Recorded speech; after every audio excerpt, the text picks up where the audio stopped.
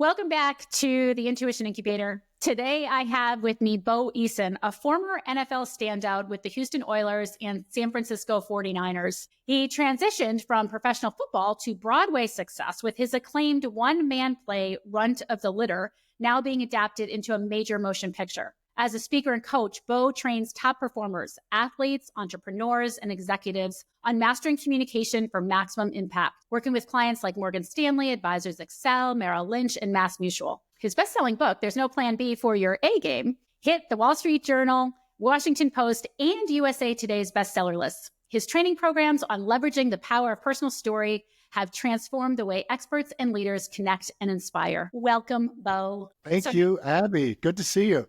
Yeah, good to see you too. You know, one of the reasons that I was so excited about having you on this program, and there's so many reasons, really. I took your year-long mastermind and learned so much, and I can't wait to dive into some of that with our listeners.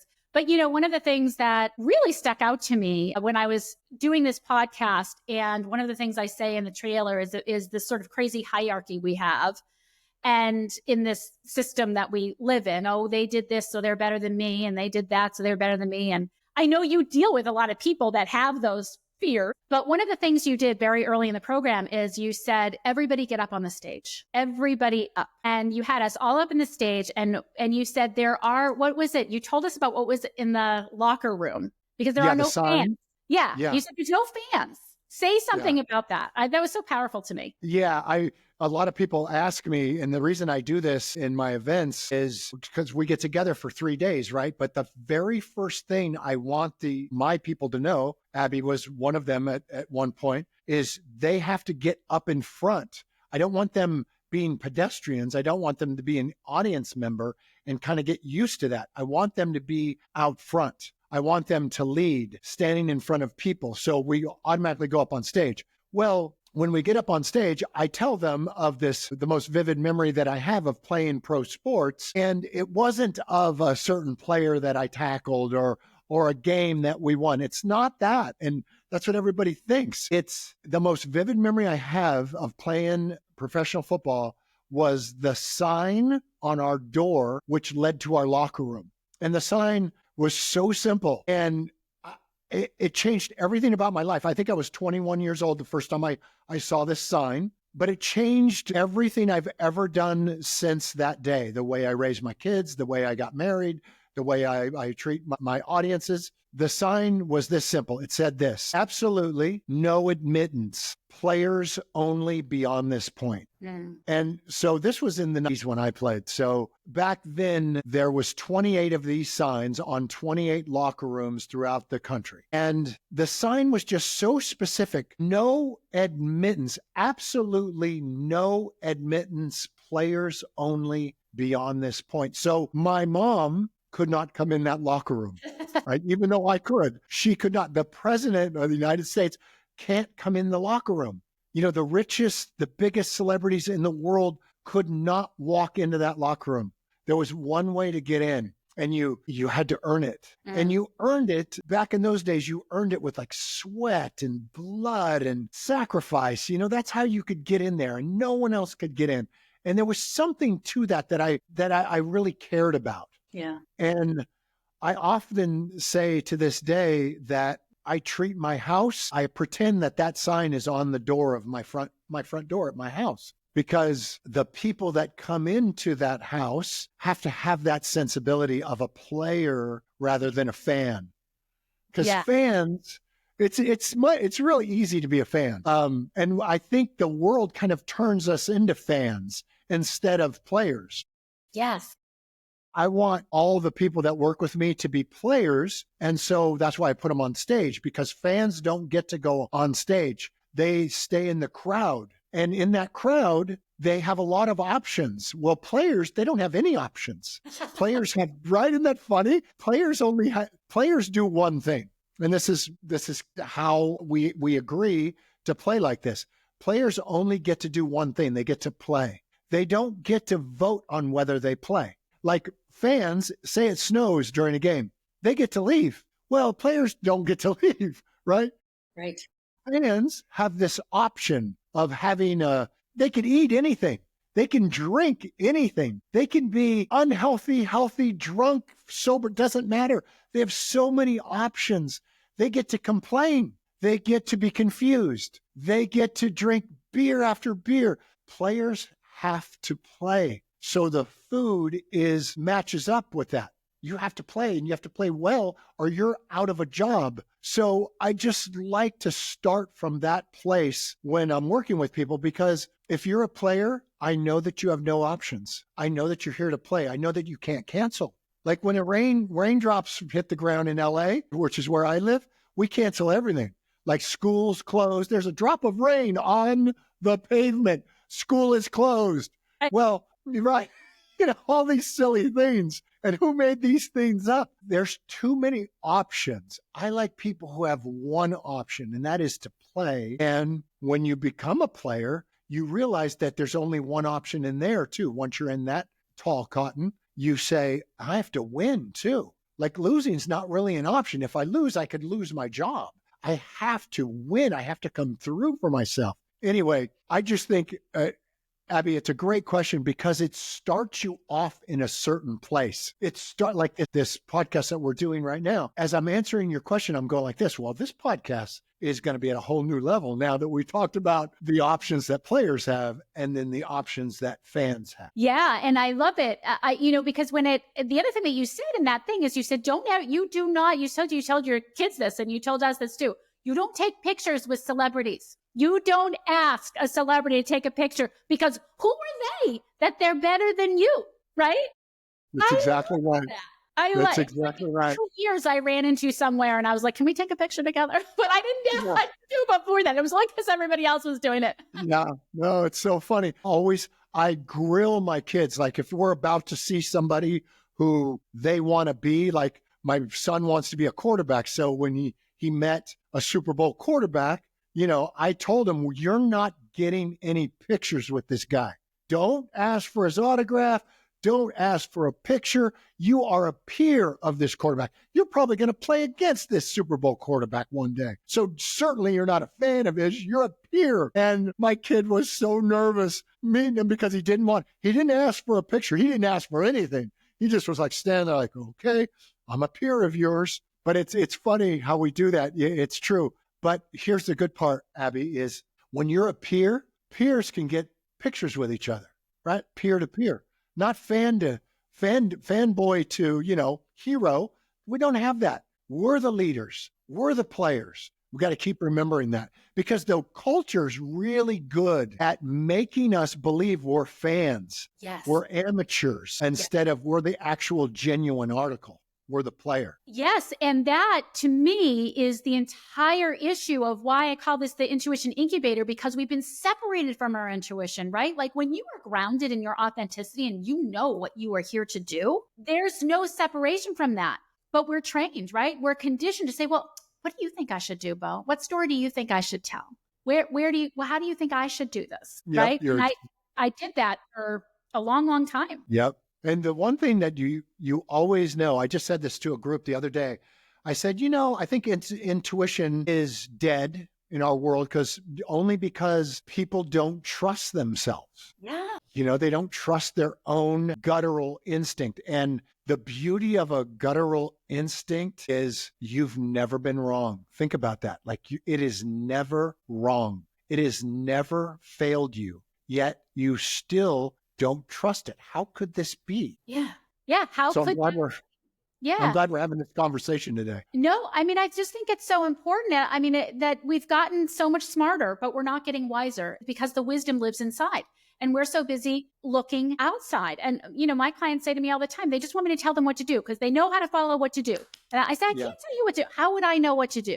What I can help you do is remember yourself. Remember who you are, which is so much of what I think your program really seeks to do. And, speak to that a little bit because you teach people how to tell story and you teach them how to tell stories so that they can build their business. And that can feel very inauthentic because there's a goal. I want to build my business. Yeah. So how do you navigate that? Because I think that conflict that people have, well, if I'm making money from it or I'm trying to do this other thing from it, then I can't be plugged into my intuition or I can't be authentic. Yeah. Yeah. No, for sure. For sure. I would rather look, I want authenticity. Everybody's dying for it. Everyone is starved for it. So if you're that, if you're what, let's just go back to basics. I always go back to Mother Nature when talking in a culture that has been programmed in a certain way. So I always go back to my nature, which is we're animals, us human beings. I know this is bad news for some of us, right? Like people hate when I say this. They're like, no, Bo, I am evolved. I'm a current man with evolution. And I'm like, no, you're not. You're a effing caveman.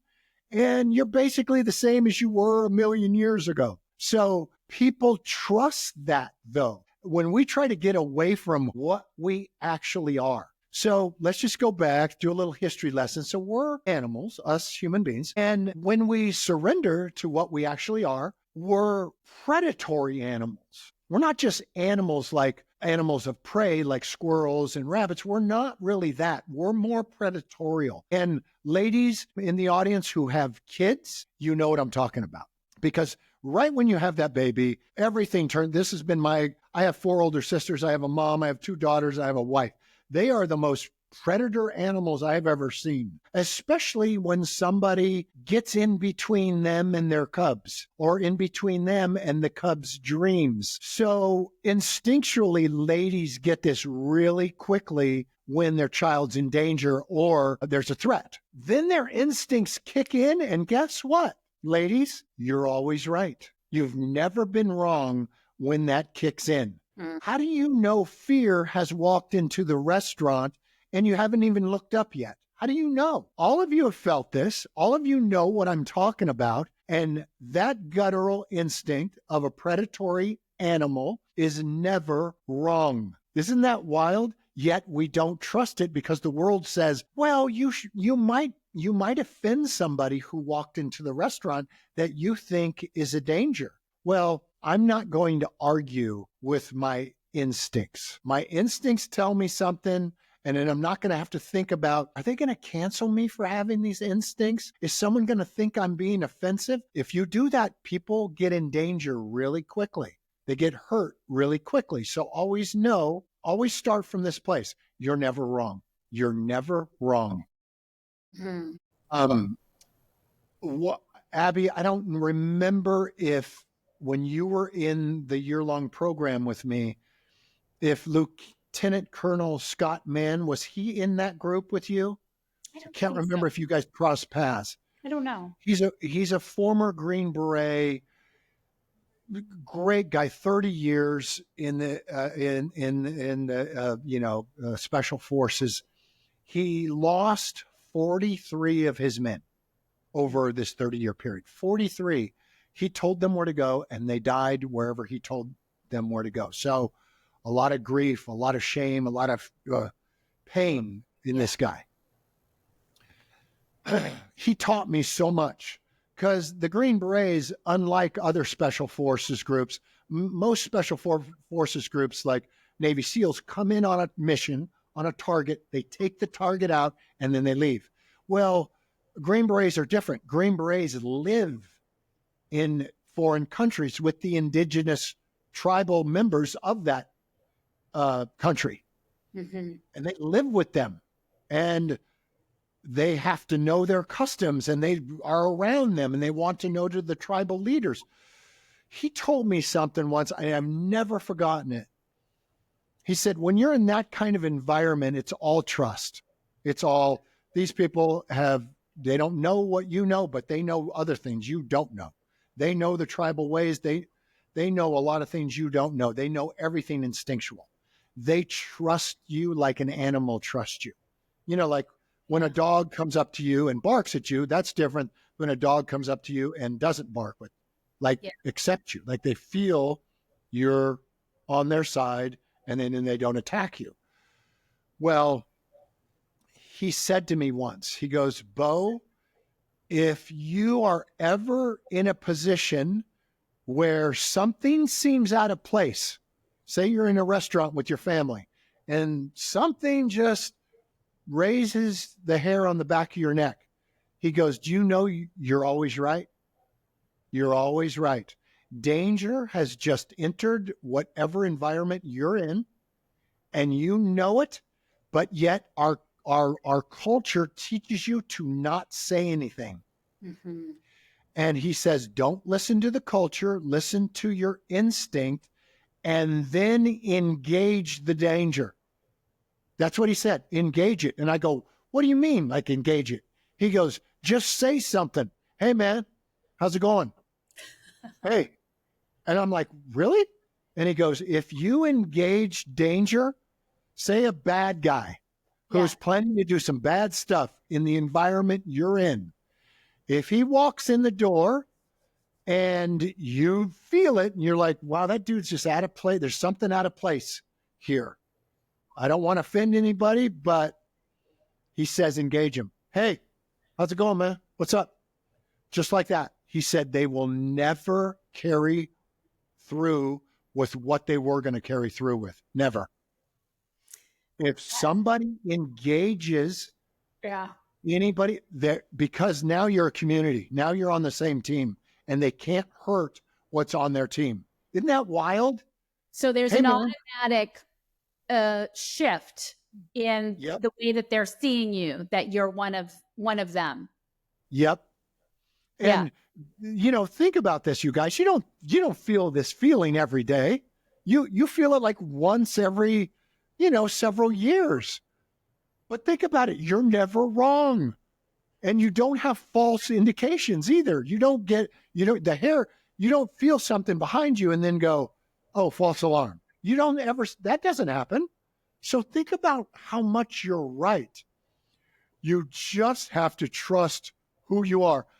For ladies, that is always the protection of a child. It's just so guttural. It's so instinctual. It gives you such power too, because that's why you always hear these stories of a lady with a child in trouble, like say a bulldozer's about to run over the baby. And then you hear these crazy stories where a woman picks up a bulldozer and you're like, well, how could that be? Well, it can be because everything kicks in. All of that instinct, animal, raw, power kicks in and you're able to, achieve these feats. Well, when I'm training people to be on stage or to be on camera or to lead in certain ways, the first thing I want to get for them is for them to know is that we're animals. We're predatory animals, and that's not a bad thing. I know that our culture has turned this word called predator or predatory into a bad word, right? Like we assign it to the worst of our society. But in reality, all of us humans are predator animals. Not only that, so let's think of what predator animals are, like lions, lionesses, cheetahs, great white sharks, falcons, killer whales. These are all the greatest predators in the world. Why are they the greatest? Do you know that we're more lethal than them? We're the apex predator. Right. It's good to know that we are that, even though that might be bad news. Like people go, oh, I don't want to be lethal. I don't want to be dangerous. I'm not talking about that. I'm talking about you at least have the knowledge. You at least have the wherewithal to be an apex predator, like one of the highest performing things on the planet. That's what we are. And that's where I always start, Abby, as you know, because if people follow the rules of polite society, it's really hard to fit into somebody else's idea of what leadership is, as you can see in the world, right? So I'll pause there, Abby, because I think that's a good place for everybody just to go, oh, it's actually, that's true of what we are. And we're actually very noble in what we are, in this predatory nature that we have. We're actually really taking care of people. We're about safety of the people around us. So once we trust that, then I think this conversation can really go to some places. Yeah, and I want to break that apart a little bit because this podcast is a lot about consciousness, about raising consciousness. And so the difference between humans and animals isn't that we're, like you say, we have the same DNA. We can kill somebody. We can do all those things. What we have that they don't have is this ability, right, to observe, to have this ability of consciousness. And so the way that a lot of guests speak and that I talk to my clients is when we think of ourselves as animals, our mind and our body are animalistic, which means everything is automatic. And when we're sleeping and we're not applying consciousness, we're sleeping while we're awake, we're not applying our awareness, we will just behave, we'll do knee jerk, our feelings will come up without our being aware of it. Our emotions are there. All of these things are there. And so how do we manage this human experience of being a soul in a human body, when that's a natural part of it? And you're bringing in a completely different way of looking at the fact that we're animalistic. And I think that people can get very confused and say, well, okay, if I'm never wrong, I have a knee-jerk reaction. Now that's different, right? Than saying, I need to trust what's happening inside me. I don't want to exclude my raw animal instincts. I want that present, right? I want that instinct up all the time, so it's alerting me at all times, because that is what, it just makes you a better communicator, and you're the trusted source. Because, people trust, they do studies on this, but people trust what comes out of your mouth less and less and less and less as we go, where it's down to like really low numbers. But they trust your body and your physicality 100% of the time, because it's really hard for the body to lie. It betrays itself, right? So when the body is not betraying itself, when it is what it is, and the cuffs and the collars match, then people trust you. And you trust you. I think that is huge. Also, Abby, let's talk about this, because we touched on this a second ago.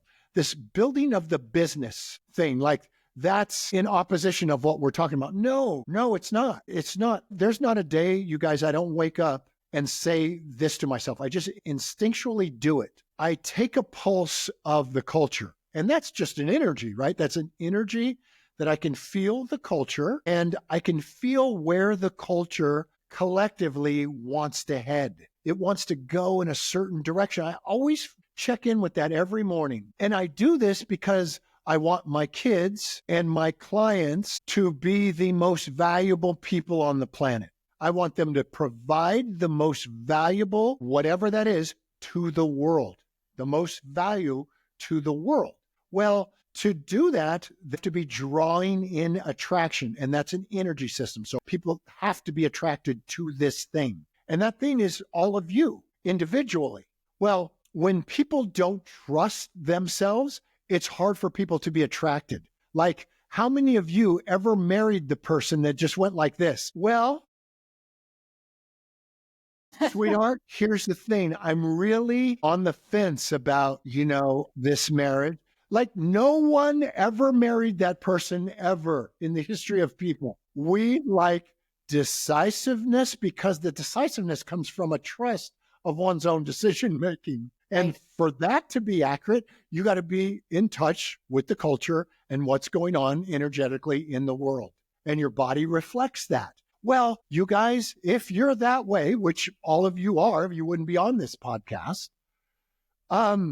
You should be being paid for that, because you're providing a lot of value. And the more value you provide, the more you get paid. So there's no shame in getting paid for your value if you're providing it. So you're being a model for people to trust, to go, wow, I want to be more like that human body that I see over there, that is trustworthy, that moves with a purpose, that has a vision for the people greater than the people have for themselves. That makes you valuable.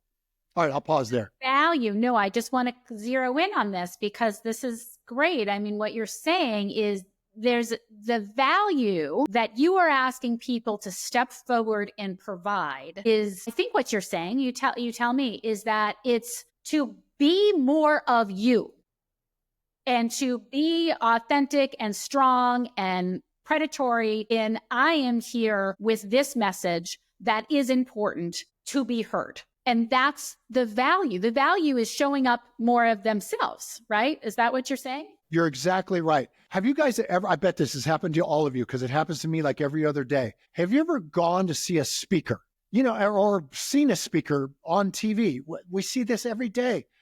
And check in with yourself when you're in their presence, when you're with them, even if it's on TV, but in person, it's a little easier to do.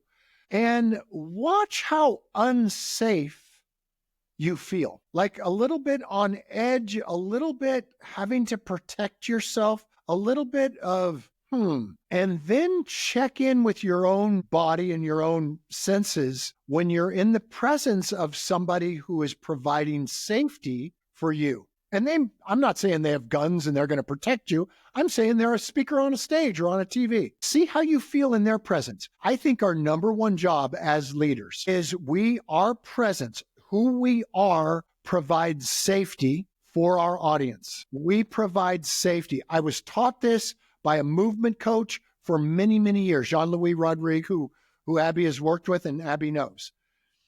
His number one job for performers, so these are musicians, these are dancers, these are actors on stage. This guy gets acknowledged every time somebody wins an Academy Award. Guess who they think? This guy that I'm talking about. Do you know why?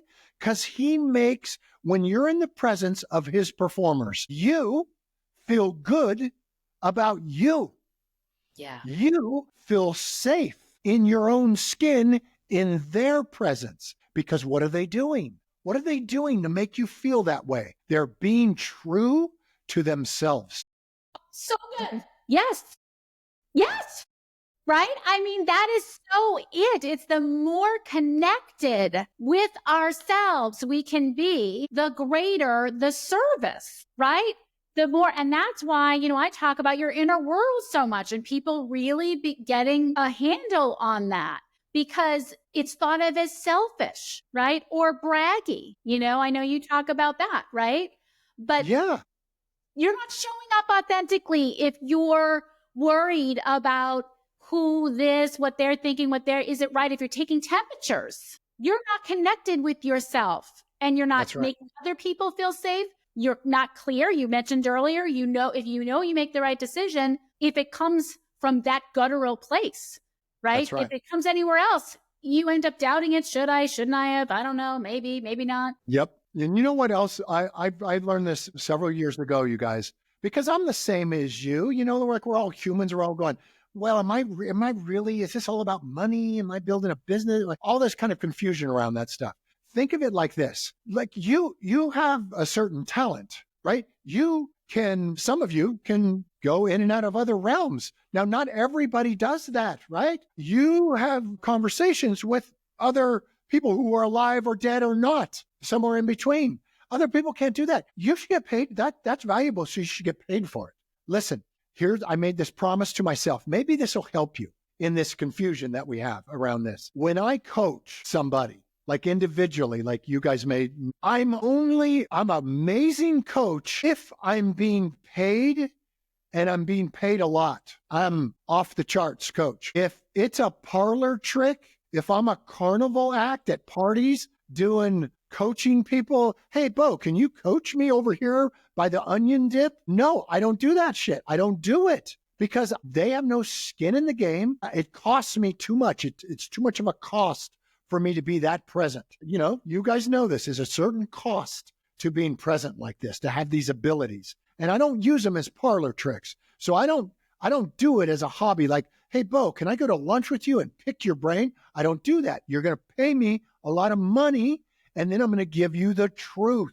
Because if they're not willing to pay, they don't want the truth. They don't want your greatness. They don't want that safety. So I made this deal with myself. I go, I'm never coaching anybody for fun. Even if it's a friend, they've got to pay because it costs me and it's got to cost them. Otherwise, you're not going to do. They won't take the advice if it doesn't cost them, right? That's right. I mean, I used to be a financial advisor. I know you work a lot with financial advising offices, and I coach, business leaders in different areas and stuff. And even if they take on clients, right, that, you say, oh, we need the money, or we this or we that. They take on the wrong client, a small client. And that's the client that's the biggest pain in the butt. That's the client that needs everything, that wants to question everything you're doing and all this kind of stuff. And you went way down on your fee to try and accommodate. It never works out. And to your point, somewhere along the way, the back of your neck probably had a little hair sticking up saying, you shouldn't do this. I shouldn't take this person. Yeah. Right? Yeah. So, yeah. I love that. Yeah. So how many times have we left those meetings, Abby, where everything has gone, you say yes begrudgingly, and then a month later you're going, I knew it. Why didn't I trust my gut? I knew it. Yeah. Yeah. And, I think it's true. When I took I don't know if I told you this, but, when I went to take your thing, first of all, my life was coming unglued that weekend. That first weekend, my son was being diagnosed with a degenerative neuromuscular disorder. I had 2 immediate family members diagnosed with cancer, and my sister-in-law had literally just dropped dead. And I went to your event, that first, right? And I'm sitting around a table of 24 superstars. And when you're dealing with trauma in your life, you're a little less on your game, right? Like if you're someone who's naturally going to be self-doubting or insecure, it's going to be your reserves are gone. And I remember sitting there and I had the presence of mind to actually look at what was happening in my mind, because what was happening, you're coaching everybody and you're talking to everybody. And my mind is saying things like, Bo likes them more than me. I suck. She's really pretty. I bet she's a doctor. This guy makes so much more, and my brain is doing this. I'm not listening to anything you're teaching. And I finally am like, oh my God, I'm going to write down every insecure thought that I have. I'm going to do it. And the timestamp. And that's what I was doing while you were talking. I was like, 9:05. She's beautiful. 9:10. I'll never make as much as him. Not right. And by, I don't know, it was sometime before the lunch break, I was so bored with my own mind that I was able to actually pay attention. And after that, I gave my thing, and then you gave me feedback, just like you give everybody. And you said, God, did anybody think she was going to say at the end of that little 5-minute blurb that I did, because we rehearsed these little things, did anybody think she was going to say she felt unlovable? And everybody was like, no, I didn't think that. Right? How much do you deal with people who look one way and feel something totally different, because a lot of my experience at the time that I went through your program, through no fault of yours, it was all me. I didn't trust myself. And I remember I worked with Colleen, one of your coaches, and I actually wrote a blog about it once, because I used to ask her, do you drink after our sessions? I would say, if I were you, I would have a drink, because I can hear how crazy this is, that I cannot get out of my own way. You've given me all the tools and I can't stop looping. And it was, but you dropped all these seeds. And so when the time was right, I did my TED Talk and, all these things happened. But at the time, it was tough. And I wonder, what you have to share with people who just are not getting out of their own way. Yeah. Yeah. When you're a good coach, or you're a good, whatever the occupation is, where you're actually in the business of helping people, mentoring them, coaching them, helping them.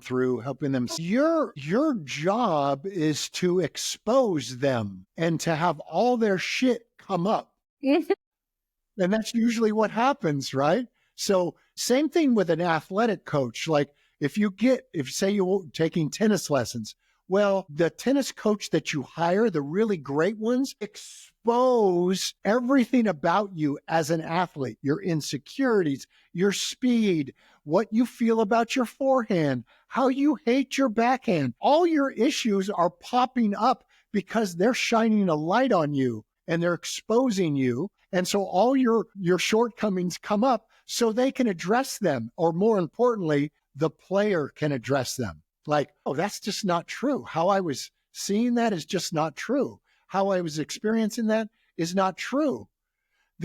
And you really learn this. I learned this in Hollywood really quickly, because you're around beautiful people so much. And the more pretty, like I just remember walking into acting classes in Hollywood, And there would be Brad Pitt over there and, Michelle Pfeiffer there. And these are like the most beautiful people on the planet. And I'm going to myself, I'm so ugly. That's all I could think of, right? But here's the funniest part about it. The more beautiful you are, I learned, the more insecure they were. They had more issues than an ugly guy like me would have. They just did, because I had less to deal with. I was like, well, I kind of look like this way. Maybe I can surrender to just looking this way, and this is how it's going to go. Because I just remember being in there with Brad Pitt, and I was like going, we would all stare at him. The girls and the boys would just stare at him and go, and this is before he was Brad Pitt. Like, no one knew who he was. And we're like just staring at him all class going, God, he is so good looking. I'm so ugly. And he was just a simple country boy from Missouri who was just the most regular, aw shucks kind of guy, and had all the insecurities that we had, if not more. Yeah. And that's when I learned, I go, look, that is just, there is no comparing, because I'm saying that dude called Brad Pitt is so good looking, I'm never going to work. Well, he's looking over at me going, that guy's so lucky because he's not as good looking as me, and he's going to have an easier time. He's got the same shit going on that I got going. Huh? Your brother, too, speaking of comparing, right? Yeah. I mean, he played in New England, right? Wasn't he the quarterback in New England? Yeah, my brother was first-round pick, first quarterback to ever take New England Patriots to a Super Bowl. So, yeah. You never compared yourself from a young age. You were always like, speaking of, plan A, your book, there's no plan B for the plan A. Somehow you never fell under that shadow. You were just like, zoom, like locked in. Yeah. Yeah. You just realize that everybody's got this stuff. The stuff that was coming up for you, Abby, that you started writing down during the mastermind, every single person has that coming up for them all the time.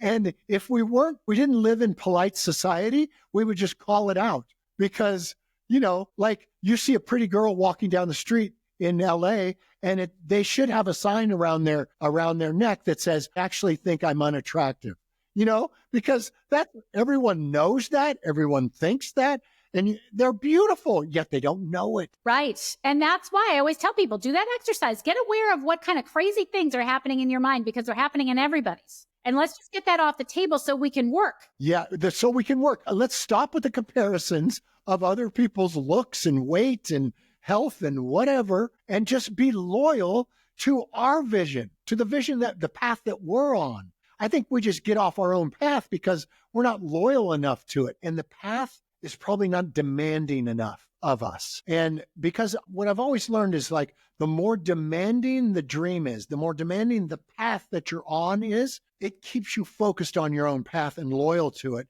rather than looking elsewhere. If your path is kind of mediocre, it won't drive you to keep your blinders on. It'll make you look over at everybody else. No, you stay on your path. You brought up my brother. When we were kids, speaking of past, so when we were kids, we had dreams of being professional football players. Not only professional football players, but the best of the best. So the odds of that happening are ridiculously not going to happen, especially at a high school that we went to that didn't have any pro players ever in 100 years. But we had these dreams. But the only ability me and my brother had, which was our greatest ability, we were loyal to the vision that we had for ourselves. And my parents and my sisters were very loyal to us, to our path. Now, our path took us the long way to the top of Mount Everest, but we got to the top. And everybody that was ahead of us, all these other players, all these other high school, college players that were more well-known than us, who were in the paper every weekend, and we idolized them and we thought they were better than us. They were on their path and we were on ours. Their path was much shorter than ours. Ours was longer and had more struggle to it, but it was the only path to the top. So we were loyal to it, and we kind of had blinders on. Everyone else was better than us, But my mom and dad, they almost wouldn't even allow us to understand that. Yeah. These other kids are better than you. Do you understand that? Can you imagine if my parents said that? I know you have these dreams, but maybe you want to lower your dream a little bit because there's a kid down the street that's bigger and better than you. They never said that. They never let us believe that. They never let us know that. Yeah. So we weren't loyal to the other players' paths. We were loyal to the path of struggle, which is the only way to the top. And if you just take that on for yourself, and the quickest fix is this: if you're looking over here and you're looking over there, I bet you the path you're on is not big enough for you. I bet it's achievable for you. It's a possible dream instead of an impossible dream. The impossible dreams really get your attention and they keep you focused on your own path. So a quick way to know if you're off path is if a good indication is that it's not a big enough dream. The vision that you have, not big enough for you. Great tip. I love that and what you're talking about is staying true to the struggle. Like we're come full circle because you've talked about, earlier, like it's about a quick fix. It's about this. And if I didn't get that, then I failed. It's about the path. It's about the journey, right? I love that. Yeah, Abby, there's just one thing. So the world was not, there's a great quote, and I can't remember who said it, but they said the world was not created by great men or great women. The world was created by a demanding situation. And then a great man who we didn't know, or a great woman who we weren't aware of, rose in the face of a demanding situation and handled it. And that's how the world was created. So if you're not putting yourself in a demanding situation, then we just don't know what we've got.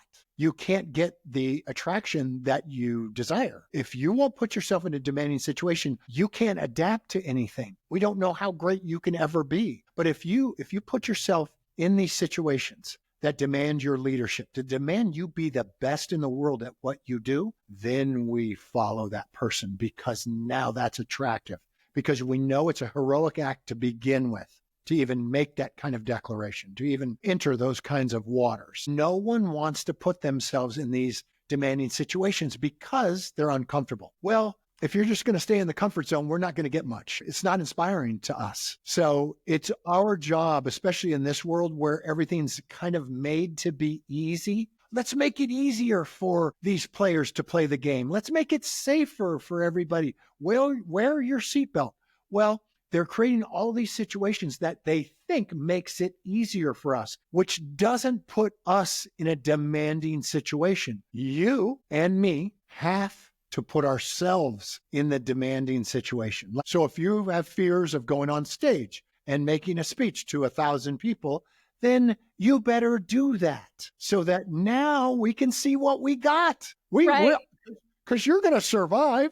You're going to live past that moment. And then we have this hero that just has arisen in front of us, somebody who we trust, somebody who can help us because they faced their own fear, got on the stage, and delivered. Now, you may not deliver perfectly, but who gives a crap? No one cares about perfection. We only care about heroism. And you showed up. That you showed up. And the beauty in your message, I think, and I felt it then as well, is that you're talking about, in the one way you talk, it's like, we have to be the ones who blah, blah, blah, blah. But then you're saying, but everybody get the hell on the stage. We are all this. Everyone. There is no you better than me or you better. Just because we say we means everyone. Everyone has to stop being a fan, plug into what you're here to do, whatever that is, and do it in that way. You have a hard stop, and I can't have you hang up before this upload. So I'm going to give you 2 more questions, and then we're going to hop off, and you're going to wait a minute until we upload. I want you to share a tip that you have for people that would like to bring storytelling into their leadership, the number one thing that they really need to know, or the thing you see people doing wrong. And then I'm going to put everything in the show notes, but share with people how they can engage with you more, because I have so many more questions for you. We could go on forever. There's so many things you didn't say, but you have a really fantastic program teaching leaders how to speak. And so share that as well. Yeah. What was the first question? The question is, what is it really like the number one tip that you would people who want to bring story in, or the biggest mistake you see people making? Yeah. The first mistake we always see, everyone makes this one mistake. Their stories are not personal. I want your story. The more personal your story is, the more effect you have. I know that sounds antithetical. The more personal your story is to you, the more universality you have to the world. The more effect you have on the world, the more personal the story is that you tell. People want to distance themselves from their own stories. Do not do that. It's got to come directly. All the details, all the smells, the tastes, the feelings, all have to come from you personally. That's what makes your audience connect to you and connect to their own life, which is what they want. So personal, it's got to be personal. Secondly, it's got to be physical. I want you to physicalize your story. I want you to put movement. I want you to match resonance of your voice and this body that we have to the words that you say, so that your words and the resonance of your words match your body's physicality. Now, this is what Jean-Louis teaches. This is what he teaches my people. This is what makes the world. They just don't have the ability to look away from you if the cuffs and the collars match. If the words coming out of my mouth match the intent of this physical instrument that you see in front of you, then you can't lose. Everyone's going to trust you. Everyone's going to follow you. Most people physically try to fit themselves into a little box and not be physical. We are physical animals. That's what we are. And people trust your body. So I want you using your body. Now, if you guys just want something really quick, I can have you text me and I'll text you back immediately a story guide just to get you started with your story. Now, Abby knows that, I train people for 3 days at an event in La Jolla, California, which is in a theater. It's amazing. I bring in my movement guy, Jean-Louis Rodrigue, to work with you. That's really cool. So, if you want to do that, that's one thing. But I'd love to get you started on a free guide, a storytelling guide. Text this word, text guide, storytelling guide. So text the word guide to this number I'm about to give you. 310-5504.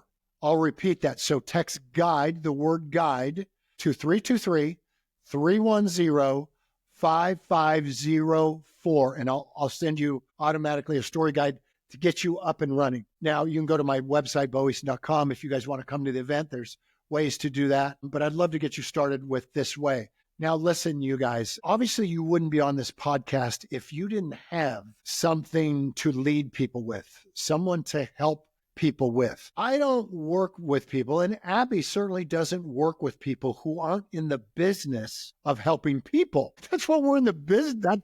That is a great, right? That's a valuable business. And you have an extra incentive because you can see people in a way that most people can't see. That's why Abby's a good coach. That's why I'm a good coach, because I see something that most coaches just can't see. Well, you're in that same boat. Great coaches see something, and guess what they do? They coach it, or rather speak it into existence for that person. So now that person knows how to take on their own greatness. Well, to me, you guys, there's no greater gift than that. There's nothing more valuable in today's world than somebody who can speak greatness into somebody's potential and then watch it live into existence. Well, if you think about what this podcast is about and think about what your business is about, really, is that's what you guys do. So you're in this place, in this position to have all this impact on people's lives, and you're not taking advantage of it. Well, I want you to, and Abby certainly wants you to. Otherwise, she wouldn't have invited me to come on this. So take advantage of this, because people need to be valuable.